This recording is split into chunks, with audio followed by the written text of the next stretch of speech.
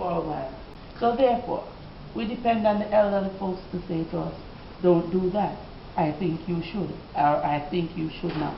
So we would develop in a way that we make little or no mistake at all. Now, one of our traditions that we still keep here in our community today is the coconut floor brush.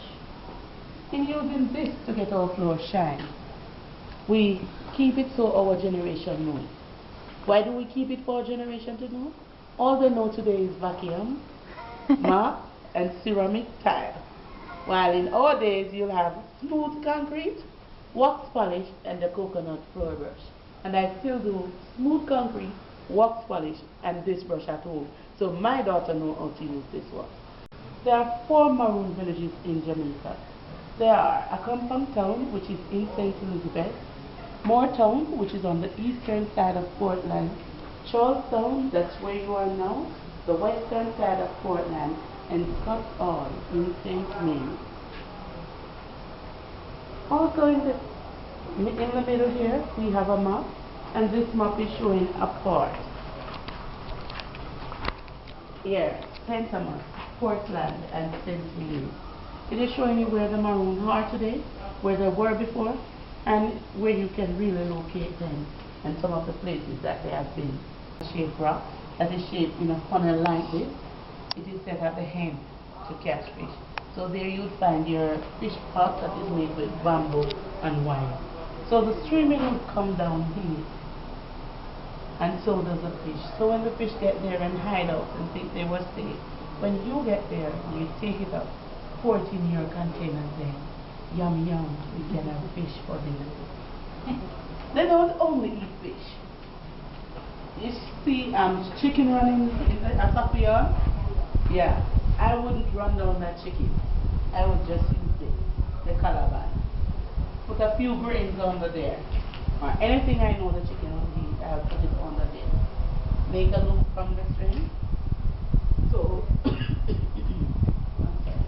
when they get there, start dredging around, eating from the loop. Then, bam, this would come down and then you have chicken food. They use the chunga spear, tall spear, or every spear to do jerk to hunt pork or pig, to do jerk pork. So they would hunt wild hog. So how would they use it? You might be wondering. They would set trap on the tree that is not too high or not too low and get on it.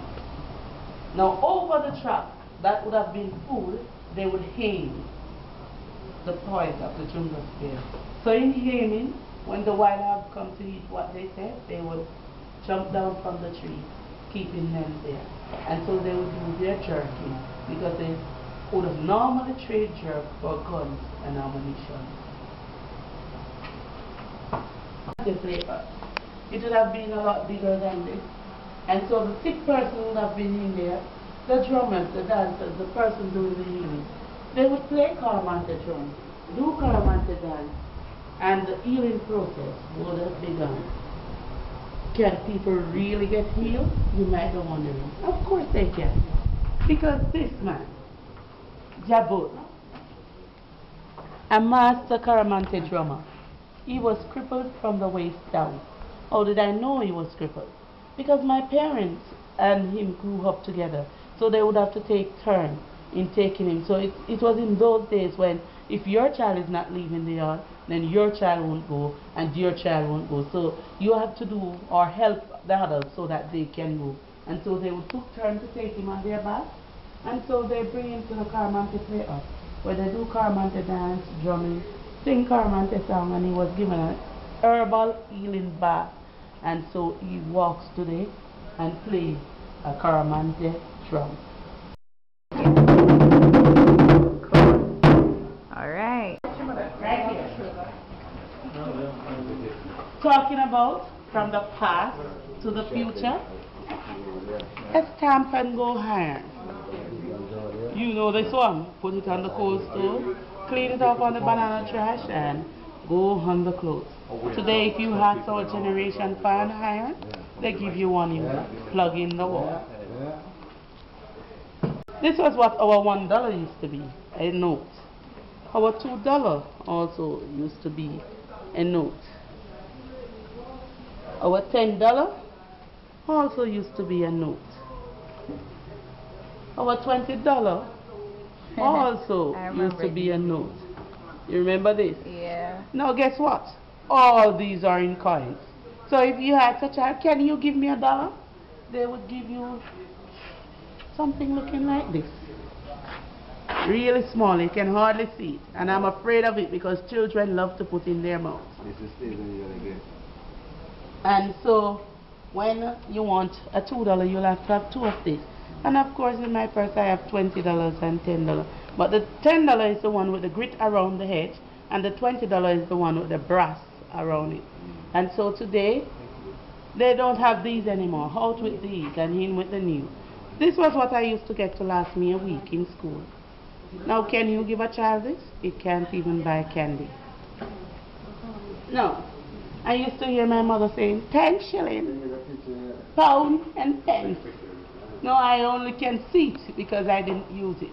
So before I was ready to use money, this was out. And so we keep it so that everybody who don't know it can know it, even myself.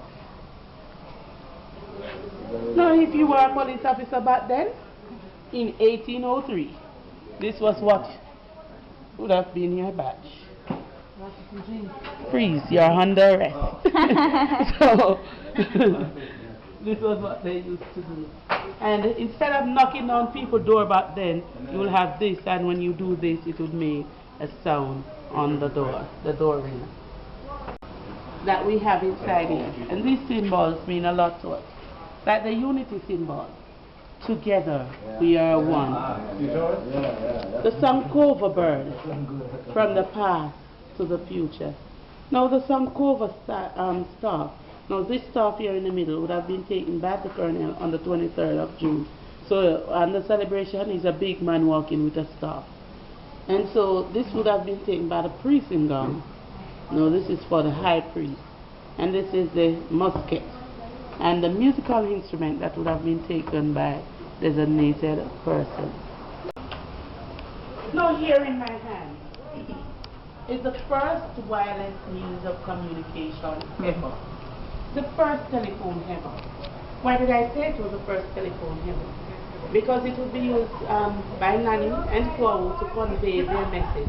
So if Nanny wanted to tell Quo to be prepared for battle, she would use the abeng. And the abeng is made from cow's horn. Now today the abeng is still used to convey message. Like to say that they are cleaning a town. When the great cleaning is when somebody dies, to say the exact person that is died. When a baby is born, to say the baby is born. And it is even used to do much more. Now I can't blow the abeng, but I can make sound from it. You want to hear the sound? Yeah. Yes.